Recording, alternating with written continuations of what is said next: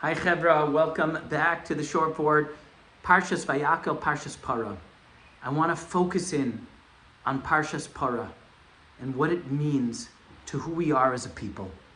Says Rashi, Zos chukas Torah, this is the chok, this is the illogical nature or the law of the Torah. What does Rashi say? Lefisha Satan v'umos ha'olam moninas Yisrael lomar, because Satan, right, Satan and the nations of the world, our enemies, they look at us, they look at the Jewish people, and they judge us. And they say, Ma mitzvah hazos umatam yeshba.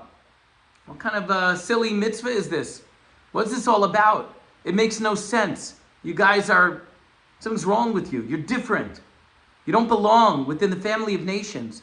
Lefichach kasab b'chuka, gezeira hi milfanai ve'en lecha reshus laharher achareha.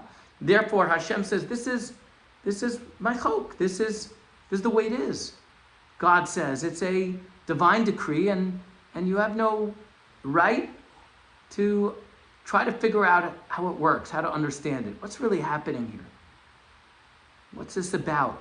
Well, the Parah Aduma we know has to do with death, and on some level, a moving forward after death. Not necessarily resurrection, but resilience. Right? What do I do after someone is touched by death? Then they have to have the Efer HaPara, the ashes of the Parah Aduma sprinkled on them, and then they're back. They could go back into the land of the living. And then the other person who engaged with that person, they've been touched by death, and then they need to have that Tara, that ritual purification process as well. What are the nations of the world trying to understand, or maybe not wanting to understand? It's how we operate.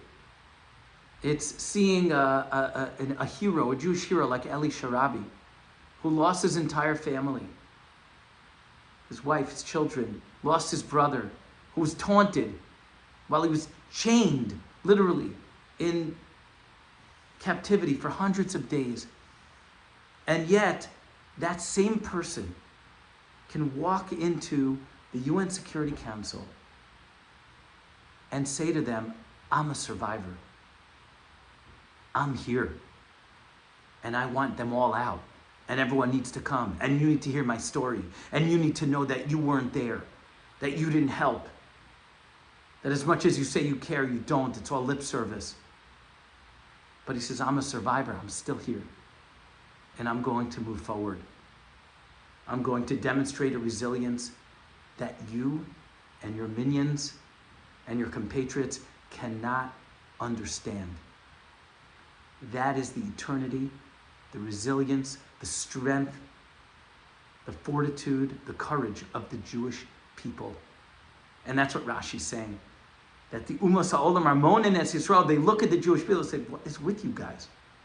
We could take you and push you around and murder and maim and torture, and yet you don't give in to death.